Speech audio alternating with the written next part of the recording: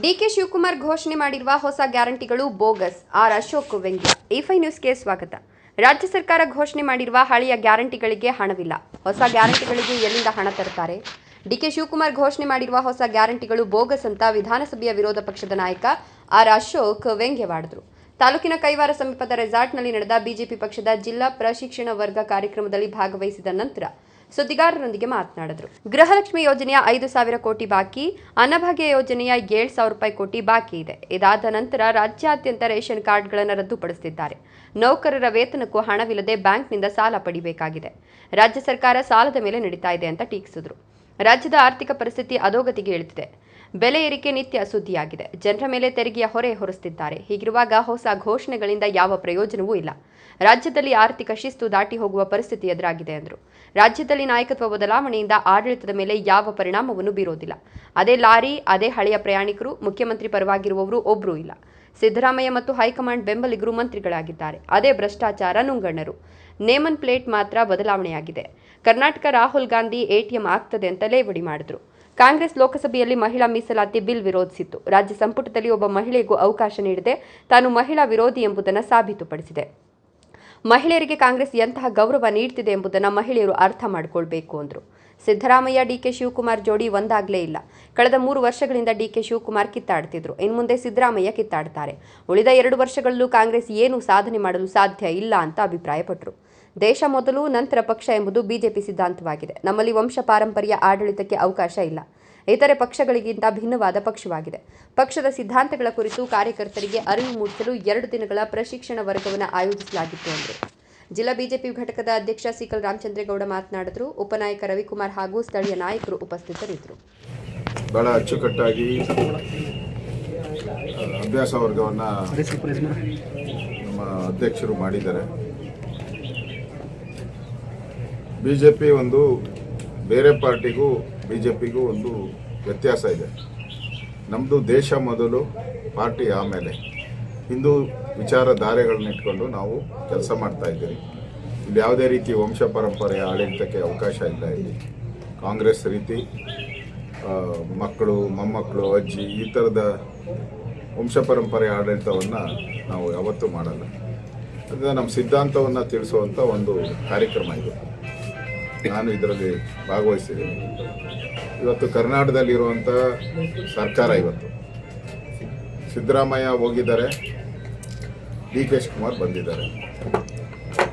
Name plate ಮಾತ್ರ change. Lorry ಅದೇ, lorry number ಅದೇ, ನೇಮ್ ಪ್ಲೇಟ್ ಮಾತ್ರ ಚೇಂಜ್ ಆಗಿದೆ. ಅಲ್ಲಿ ಪ್ಯಾಸೆಂಜರು ಅದೇ, ಇವಾಗ ಮಂತ್ರಿ ಆಗಿರೋರು ಎಲ್ಲರೂ ಅದೇ ಪ್ಯಾಸೆಂಜರ್ಸು, ಅದೇ ವ್ಯಕ್ತಿಗಳು, ಅದೇ ಕರಪ್ಷನ್ನು, ಅದೇ ನುಂಗಣ್ಣಗಳು. ಅದರಿಂದ ಏನು ವ್ಯತ್ಯಾಸ ಆಗಲ್ಲ. ರಾಜ್ಯದ ಜನತೆಗೆ ಏನು ಬದಲಾವಣೆ ಅನ್ನೋದೇನು ಇಲ್ಲ. ಒಂದೇ ಒಂದು ಮಹಿಳೆಯೂ ಕೂಡ ಈ ಮಂತ್ರಿಗಳ ಲಿಸ್ಟಲ್ಲಿ ಇಲ್ಲ. 50% ಇರುವಂಥ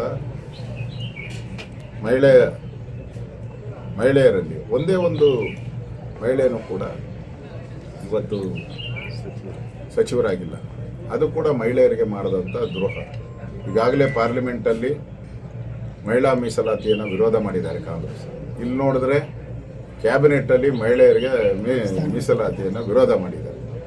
ಅದರಿಂದ ಈ ಕಾಂಗ್ರೆಸ್ ಬುದ್ಧಿ, ಮಹಿಳಾ ವಿರೋಧಿ ಬುದ್ಧಿ ಇದು ಬಿಡಲ್ಲ. ಇದು ಇವತ್ತು ಅಲ್ಲ, 9 ತಿಂಗಳಿದ್ರೇ ಹೆಚ್ಚು. 9 ತಿಂಗಳೇ ಜಾಸ್ತಿ ಅವ್ರಿಗೆ. ಅದೇ ಜ್ಯೋತಿಷಿ ಹೇಳಿದ್ದಾನೆ, ಅದು 9 ಅಂತ ಹೇಳಿದ್ದಾನೆ. ತಿಂಗಳನೋ ವರ್ಷ ಮರ್ತು ಬಿಟ್ಟಿದ್ದಾನೆ. ಅದಕ್ಕೆ ಅಷ್ಟು 9 ತಿಂಗಳು ಕಳೀಲಿ. ಸಿದ್ದರಾಮಯ್ಯನ ಕಾರಣದಲ್ಲಿ 9 ತಿಂಗಳು ನರಕ ಅನುಭವಿಸ್ಬೇಕು ಅವರು. ಆಮೇಲೆ ನೋಡೋಣ. 9 ತಿಂಗಳಾದ್ಮೇಲೆ ಇದ್ರೆ ಕೇಳಿ ನನ್ನ ಈಗಾಗಲೇ ಶುರು ಆಗಿದೆ. ನೆನ್ನೆನೇ ಅವ್ರ ಮನೇಲಿ ಮೀಟಿಂಗ್ ಆಗಿದೆ. ಎಲ್ಲ ಸಿದ್ದರಾಮಯ್ಯನವ್ರ ಬೆಂಬಲಿಗರೆಲ್ಲ ಸಭೆ ಮಾಡಿದ್ದಾರೆ. ನನಗಿರುವಂಥ ಮಾಹಿತಿ, ಸಭೆ ಮಾಡಿ ಮುಂದೆ ಏನೇನು ತೀರ್ಮಾನಗಳು ಮಾಡಬೇಕು. ಪಾರ್ಟಿಯಲ್ಲಿ ಸಿದ್ದರಾಮಯ್ಯ, ನಾನು ಈ ಸರ್ಕಾರವನ್ನು ತಂದಿದ್ದು, ನನ್ನ ಹೆಸರಲ್ಲಿ ಸರ್ಕಾರ ಬಂದಿರೋದು, ನನಗೋಸ್ಕರ ಜನ ವೋಟ್ ಮಾಡಿರೋದು ಕಾಂಗ್ರೆಸ್ಗೆ. ಅದರಿಂದ ಇವ್ರು ಯಾರೋ ಬಂದು ಕೂತ್ಕೊಂಡು ನಮ್ಮ ಮೇಲೆ ದಬ್ಬಾಳಿಕೆ ಮಾಡಿದ್ರೆ ಬಿಡಬಾರ್ದು ಅಂತ ನನ್ನ ತೀರ್ಮಾನ ಆಗಿದೆ ಸಿದ್ದರಾಮಯ್ಯನವರ ಮೀಟಿಂಗಲ್ಲಿ. ನೋಡೋಣ ಮುಂದೆ ಏನಾಗುತ್ತೆ. ಇದ್ದಾರೆ, ಯೋಚನೆ ಮಾಡಿ ತಂದಿದ್ದಾರೆ. ಅವ್ರ ಬಡ್ಜೆಟ್ ಹಣ ಹೊಂದಿಸ್ಕೊಳಕ್ಕೆ ಎಲ್ಲೆಲ್ಲಿ ಅವಕಾಶ ಇದೆ ಅದನ್ನ ನೋಡಿ ತಂದಿದ್ದಾರೆ. ನಮ್ಮ ಕರ್ನಾಟಕದಲ್ಲಿ ತಂದಿದ್ದದ್ದು ಅವೈಜ್ಞಾನಿಕವಾಗಿ ತಂದಿದ್ದಾರೆ. ನಾವೇನು ಬಡ್ಜೆಟ್ ವಿರೋಧಿಗಳಲ್ಲ, ಗ್ಯಾರಂಟಿ ವಿರೋಧಿಗಳಲ್ಲ. ಈಗ ನರೇಂದ್ರ ಮೋದಿಯವರು ರೈತರಿಗೆ 6,000 ರೂಪಾಯಿ ಆಗ್ತಾ ಇದ್ದಾರೆ ಪ್ರತಿ ವರ್ಷ. ನಾವೇನು ಗ್ಯಾರಂಟಿ ಅಂತ ಹೇಳಿದ್ರ? ಯಡಿಯೂರಪ್ಪನವ್ರು ಸೈಕಲ್ ಕೊಟ್ಟರು, ನಾವೇನು ಗ್ಯಾರಂಟಿ ಅಂತ ಹೇಳಿದ್ರ? ಯಡಿಯೂರಪ್ಪನವ್ರು ಭಾಗ್ಯದ ಲಕ್ಷ್ಮಿ ಯೋಜನೆ ಮಾಡಿದ್ರು, 1 ಲಕ್ಷ ರೂಪಾಯಿ ಬಡ ಹೆಣ್ಣು ಮಕ್ಕಳಿಗೆ ಕೊಟ್ಟರು, ನಾವೇನು ಗ್ಯಾರಂಟಿ ಅಂತ ಹೇಳಿದ್ರ? ನಾವು ಯೋಚನೆ ಮಾಡಿ ತಂದಿದ್ರಿ ನಾವು. ಅದಕ್ಕೆ ನಮಗೆ ಬಡ್ಜೆಟಲ್ಲಿ ಯಾವತ್ತೂ ಕೊರತೆ ಬರಲೇ ಇಲ್ಲ. ಬೊಮ್ಮಾಯಿಯವರು ಕಾಂಗ್ರೆಸ್ಗೆ ಹಸ್ತಾಂತರ ಮಾಡುವಾಗ ಅಧಿಕಾರ ನಮ್ಮದು ಸರ್ಪ್ಲಸ್ ಬಡ್ಜೆಟು, ಈಗ ಯಾಕೆ ಓಪ್ಲೆಸ್ ಬಡ್ಜೆಟ್ ಆಗಿದೆ? ಅದಕ್ಕೆ ಉತ್ತರ ಹೇಳ್ಬೇಕು ಕಾಂಗ್ರೆಸ್. ಮಂತ್ರಿಗಳಾಗಬೇಕು ಅಂತ 60-60 ಜನ ಹೊರಟಿದ್ರು, ಅವ್ರಿಗೆಲ್ಲ ನಿರಾಸೆ ಆಗಿದೆ. ಹೊಸ ಮುಖ ಬರ್ತಾಯಿದೆ ಅಂತ ಹೇಳಿದ್ರು. ಎಲ್ಲ ಅದೇ ಹಳೆ ಮುಖ, ಅದೇ ಹಳೆ ಕರಪ್ಷನ್, ಅದೇ ಲೂಟಿ ಹೊಡೆದವ್ರೆ. ಹೊಸ ಥರ ಏನು ಬರೋಕ್ಕೆ ಸಾಧ್ಯ? ಮತ್ತು DK ಶಿವಕುಮಾರ್ ಅವರು ಅವ್ರ ಕಡೆಯವ್ರು ಒಬ್ಬರು ಇಲ್ಲ. ಈಗಿರೋರೆಲ್ಲ ಸಿದ್ದರಾಮಯ್ಯ ಮತ್ತು ಹೈಕಮಾಂಡ್ ಕಡೆಯವರು. ಅಂದರೆ DK ಶಿವಕುಮಾರ್ ಒಂದು ರೀತಿ ಕೀಲಿ ಗೊಂಬೆ ಥರ ಅಷ್ಟೇ. ಸಿದ್ದರಾಮಯ್ಯ ಮತ್ತು ರಾಹುಲ್ ಗಾಂಧಿ ಹೆಂಗೆ ಹೇಳ್ತಾರೋ ಹಂಗೆ ನಡ್ಕೊಂಡು ಹೋಗ್ಬೇಕಷ್ಟೇ. ಸ್ವಂತ ಏನು ಸಾಧನೆ ಮಾಡೋಕ್ಕೆ ಇವ್ರಿಗೇನು ಅವಕಾಶನೂ ಇಲ್ಲ. ಕರ್ನಾಟಕದಲ್ಲಿ ಹಣನೂ ಇಲ್ಲ. ಲೂಟಿ ಹೊಡೆಯೋಕ್ಕೆ DK ಶಿವಕುಮಾರ್ ಅವ್ರನ್ನ ಮುಖ್ಯಮಂತ್ರಿ ರಾಹುಲ್ ಗಾಂಧಿ ಯಾಕೆ ಮಾಡಿದ್ದಾರೆ ಅಂದರೆ, ಇಲ್ಲಿಂದ ಲೂಟಿ ಹೊಡೆದು ಕಾಂಗ್ರೆಸ್ ಪಾರ್ಟಿಗೆ ಕಳಿಸ್ಲಿ ಅಂತ ಮಾಡಿರುವಂಥದ್ದು ಅಷ್ಟೇ. ಅಷ್ಟು ಬಿಟ್ಟು ATM ಆಗ್ತಾಯಿದೆ ಕರ್ನಾಟಕ. ಒಂದು ರೀತಿ ATM ಆಗಿ ರಾಹುಲ್ ಗಾಂಧಿಗೆ ATM ಆಗಿ ಕೆಲಸ ಮಾಡ್ತಾರೆ. ರಾಜ್ಯಸಭೆಗೆ ಈಗ ದೇವೇಗೌಡರನ್ನ ಮತ್ತೆ ನಮ್ಮದೊಂದು ನ್ಯಾಷನಲ್ ಪಾರ್ಟಿ ಈಗಾಗಲೇ ನಾವು ನಮ್ಮ ಕೋರ್ ಕಮಿಟಿಯಲ್ಲಿ ತೀರ್ಮಾನ ಮಾಡಿ ನಾವು ಲಿಸ್ಟನ್ನು ಕಳಿಸಿದ್ದೀರಿ. ಕೇಂದ್ರ ಇಡೀ ದೇಶದ ಒಂದು ರಾಜ್ಯಸಭೆ ಅನ್ನೋದು ಇಡೀ ದೇಶಕ್ಕೆ ಸಂಬಂಧಪಟ್ಟಿದೆ.